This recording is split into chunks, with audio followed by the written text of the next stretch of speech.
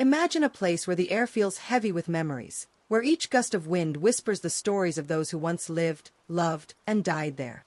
The buildings stand frozen in time, their walls cracked yet stubbornly upright, as if refusing to let go of the past. Streets are deserted, yet you can't shake the feeling that someone, or something, is watching you from the shadows. These are the ghost towns of our world, cities abandoned for decades or even centuries, but still alive with secrets, tragedies, and whispers from beyond. Today, we begin a journey through 20 of the most incredible and haunted ghost towns ever known. Our first 5 stops will take us from the golden sands of Africa's deserts to the frozen ruins of Japan's forgotten island. Keep your mind open and your courage ready. Kalmanskap, Namibia. In the early 1900s, a worker on Namibia's railway stumbled upon a diamond lying in the desert sand. This discovery sparked a diamond rush that built the town of Kalmanskap almost overnight. German settlers flooded in, bringing with them not only mining equipment but European luxuries. A hospital with cutting-edge technology, a school, a ballroom, and even an ice factory, in the middle of the desert. But fortunes are fickle. By the 1930s, richer diamond fields were found elsewhere, and Kalmanskap began to empty. By the 1950s, it was completely abandoned. Now, the desert is reclaiming it. Sand pours through broken windows and fills living rooms, rising like golden tides against peeling wallpaper. Walking through Kalmanskap feels like stepping into a dream where nature is both beautiful and merciless. Legends say that on windless nights, the sound of clinking glasses and faint music drifts from the old ballroom, echoes of lavish parties that once lit up the desert nights. Some visitors claim to see shadowy figures dressed in early 20th century clothing, disappearing around corners. Kalmanskap is a reminder that even the most prosperous places can vanish into silence, leaving only ghosts to dance in the sand. Krakow, Italy. Perched high on a hill in southern Italy, Krakow's medieval streets and stone houses look like something from a painting. Founded in the 8th century, it thrived for centuries as a center of agriculture and culture. But in the 1960s, tragedy struck. A series of landslides, followed by a devastating earthquake, forced residents to flee. Today, Krakow is eerily intact. Narrow streets wind past churches where frescoes still cling to the walls. Sunlight filters through empty windows, casting long, haunted shadows. Locals whisper that Krakow is not entirely empty. Visitors often report the sensation of being followed, or of hearing footsteps echoing behind them when no one is there. Some say it's the souls of villagers who refuse to leave their beloved hilltop home, lingering to guard it for eternity. The town has even served as a backdrop for films like The Passion of the Christ, its haunting beauty captivating directors and audiences alike. But nothing on a movie screen can match the feeling of standing there yourself, with the wind carrying the faint toll of a bell that hasn't rung in decades. Bodie, USA. Deep in the Sierra Nevada mountains lies Bodie, a gold rush town that was once known for its wealth and its lawlessness. In the late 1800s, Bodie boomed with more than 10,000 residents, dozens of saloons, and a reputation for violence. When the gold ran out, so did the people.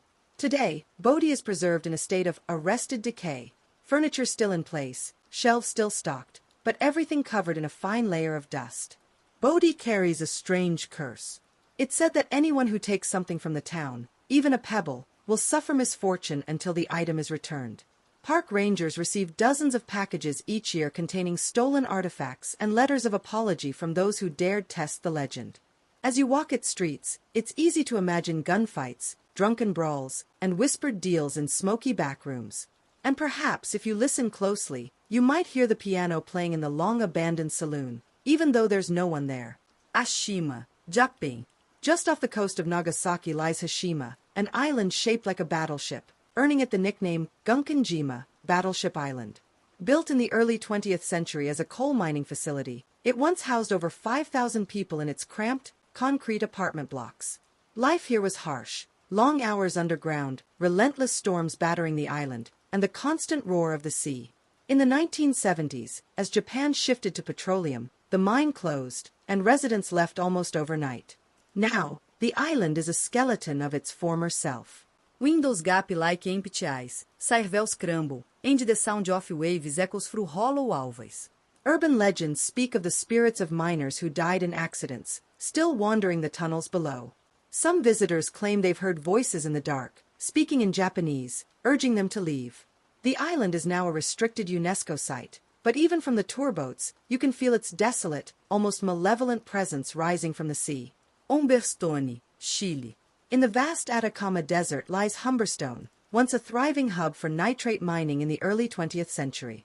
Workers from around the world came here, enduring scorching days and freezing nights to extract the mineral that fueled agriculture worldwide. When synthetic alternatives emerged, the industry collapsed, and by the 1960s, Humberstone was deserted.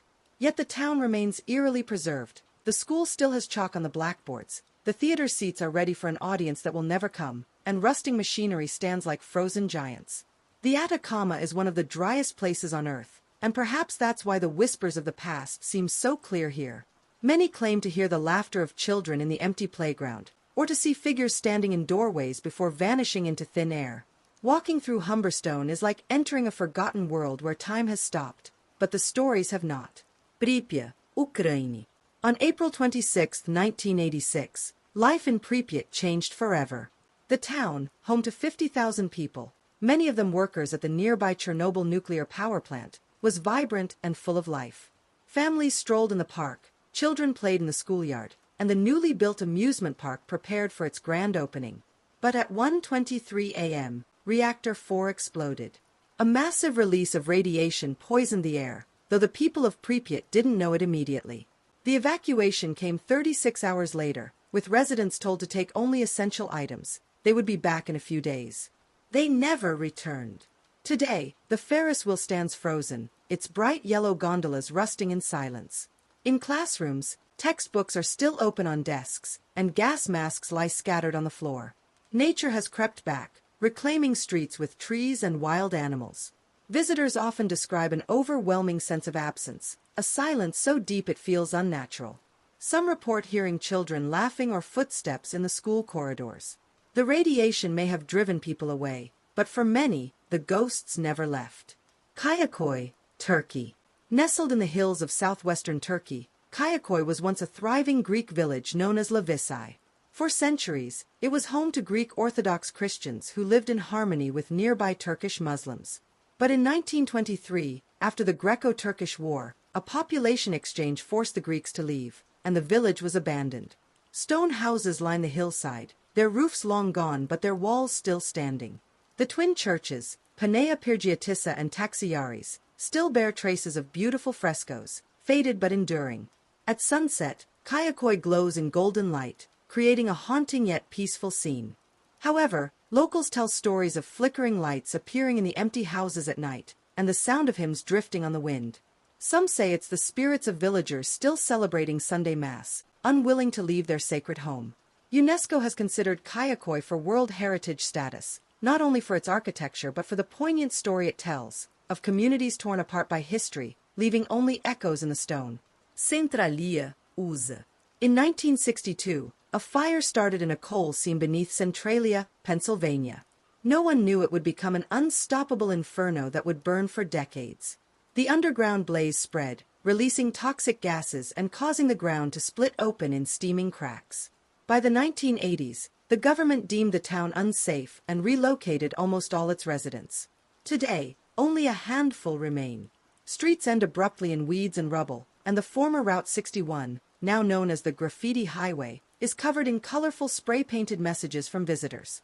The air smells faintly of smoke, and in some spots, the heat rising from the earth is intense.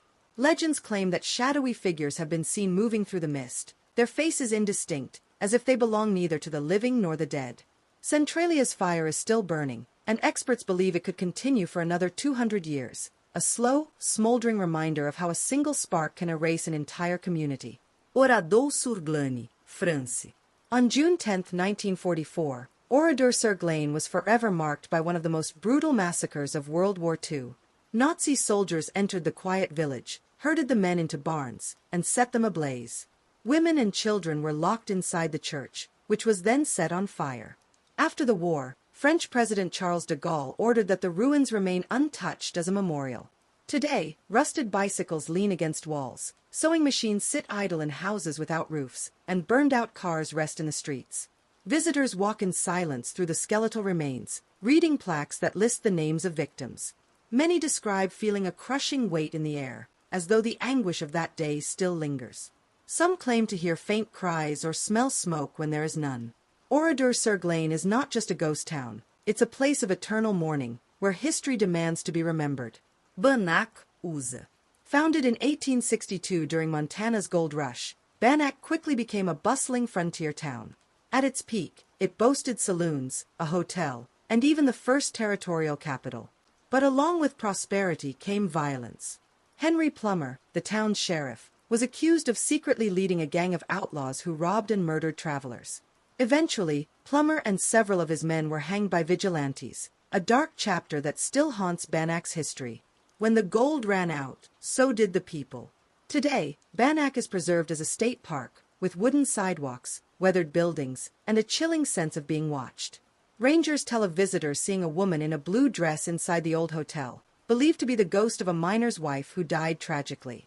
At night, when the wind rattles the shutters, you might hear the faint echo of boots on the wooden planks, footsteps from a time when the streets were anything but quiet. Varosha, Cyprus. In the early 1970s, Varosha was one of the most glamorous destinations in the Mediterranean. Celebrities like Elizabeth Taylor and Brigitte Bardot vacationed along its golden beaches, staying in luxury hotels that towered over the turquoise sea. The streets buzzed with boutiques, nightclubs, and cafes. But in 1974, everything changed. Following the Turkish invasion of Cyprus, Varosha was sealed off behind barbed wire and abandoned overnight. Residents fled with only the clothes on their backs, leaving meals unfinished on tables and clothes hanging in closets. For nearly half a century, the city stood frozen, a forbidden zone patrolled by armed guards. Nature began to reclaim it. Palm trees cracked sidewalks, vines crawled up balconies, and wild animals roamed empty streets. Those who have glimpsed inside speak of an eerie stillness, as if the city is holding its breath. Some claim they've seen lights flicker in buildings with no electricity, or the faint sound of music drifting from the old hotels. In 2020, parts of Varosha were reopened for the first time, but its haunted beauty remains untouched, a ghost trapped between the past and the present. Hutuwan, China. On Shengshan Island, off China's eastern coast, lies Hutuwan, a fishing village swallowed whole by nature. Once home to over 2,000 people, it was abandoned in the 1990s when its remote location made life too difficult. Today, the village is a surreal vision. Houses, schools, and shops completely covered in lush green ivy, like something from a forgotten fairy tale. The dense vegetation muffles every sound, creating an uncanny stillness. Tourists who trek to Hutuwan often say they feel like intruders in a living organism. Even in daylight, there's a sense that the jungle is watching. Some claim they've heard the distant clanging of fishing nets or footsteps on the stone paths, even though the village has been empty for decades. The locals on nearby islands speak of the green spirits, guardians of the village who drove humans away to reclaim the land. Whether it's superstition or truth, one thing is certain: in Hutuwan, nature has the final word. Agdam, Azerbaijan. Once a thriving city of 40,000 people, Agdam was reduced to rubble during the Nagorno-Karabakh War in the early 1990s. After heavy fighting, the city was completely abandoned and left to decay. Today, Agdam is a vast skeleton of broken buildings and empty streets. Only the mosque, with its tall minarets, remains largely intact, now a silent witness to the destruction. The rest is a graveyard of concrete and twisted metal, overtaken by weeds. Those who dare to enter often describe an overwhelming emptiness, as though the city itself is mourning. Locals tell stories of voices carried on the wind, speaking in the language of those who once lived here. Some visitors have claimed to see shadowy figures moving through the ruins, vanishing when approached. Agdam stands as a stark reminder of the cost of war, a city whose heartbeat was silenced in a matter of days, but whose echoes still linger in the dust. Pyramiden, Norway. Deep in the Arctic Circle lies Pyramiden, a Soviet coal mining settlement abandoned in 1998. Built with classic Soviet architecture, it had everything a remote outpost could need: a cultural center, sports hall, and even the world's northernmost grand piano. When the mine closed, residents left in such haste that newspapers, books, and personal belongings were left exactly as they were. The frigid climate has preserved the town almost perfectly, like a time capsule from the 1980s. Walking through Pyramiden is unsettling. The silence is broken only by the crunch of snow underfoot and the distant cries of Arctic birds. Some visitors have reported feeling watched, especially near the Lenin statue that still stands proudly in the town square. At night, the polar winds howl through the abandoned buildings, sounding eerily like human voices. Though tours are now offered, Pyramiden remains a frozen ghost of Soviet ambition, preserved in ice and shadow. Ross Island, India. Located in the Andaman Islands, Ross Island was once the administrative headquarters of the British in the 19th century.